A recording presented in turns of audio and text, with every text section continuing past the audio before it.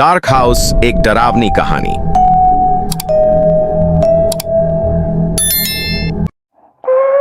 यह एक तूफानी रात थी जब अली, बिलाल और समीर अपने गांव के किनारे पुराने परित्यक्त घर के पास इकट्ठे हुए।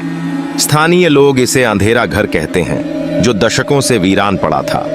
कुछ लोगों ने दावा किया कि यह शापित है। दूसरों ने कसम खाई कि उन्होंने अंदर छायाएं चलती देखी हैं जब कोई नहीं था। लेकिन अली, जो उनमें से सबसे बहादुर था, भूतों में कभी विश्वास नहीं करता था। वे बच्चों को डराने के लिए सिर्फ कहानियां हैं, उसने कहा।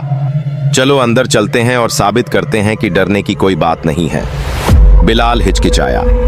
क्या होगा अगर कहानियां सच हों? समीर ने उपहास किया। तुम बस डरे हुए हो। हाथ में टॉर्च लेकर तीनों दोस्तों ने चरमराते लकड़ी के दरवाजे को धक्का देकर खोला।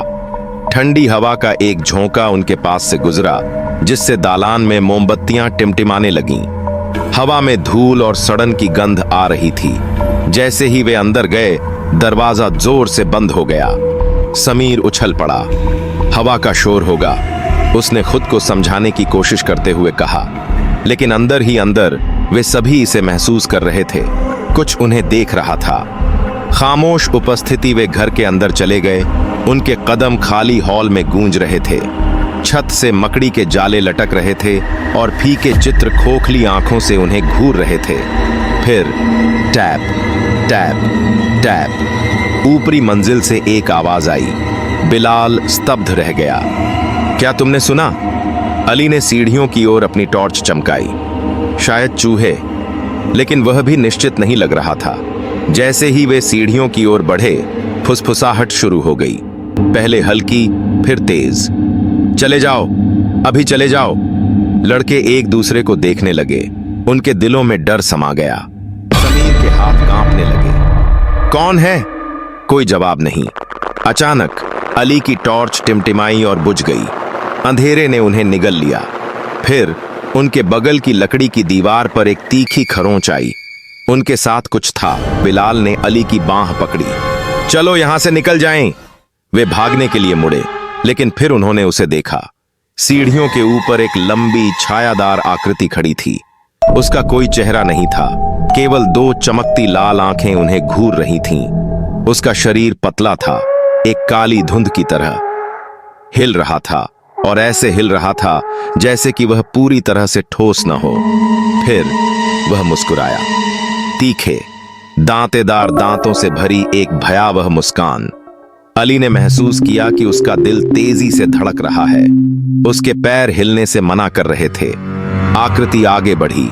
एक कदम, दो कदम। लड़के चिल्लाए और बाहर निकलने की ओर भागे, लेकिन दरवाजा नहीं खुला।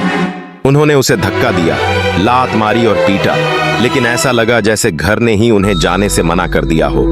फुसफुसाहट हंसी में बदल गई। तुम्हें नहीं आना चाहिए था। समीर अली की ओर मुड़ा। उसकी आंखों में घबराहट थी।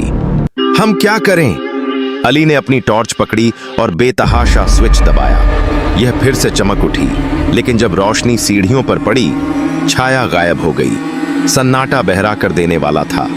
फिर एक ठंडे हाथ ने अली के कंधे को पकड़ लिया। वह मुड़ा, लेकिन वहां कुछ भी नहीं था। अचानक बिलाल ने एक भयानक चीख निकाली। अली और समीर ने समय रहते पीछे मुड़कर देखा कि कोई चीज बिलाल को अंधेरे में खींच रही है। बिलाल! वे उसके पीछे भागे। उनकी टॉर्च हिल रही थी। बिलाल की चीखें धीमी पड़ गईं। घर ने उन्हें निगल लिया। फिर सन्नाटा छा गया। एकमात्र चीज जो बची थी वह थी उसकी टॉर्च, जो फर्श पर पड़ी थी। बाहर जाने से पहले कमजोर ढंग से टिमटिमा रही थी। अली और समीर बहुत डरे हुए थे, हिलने से भी डर रहे थे।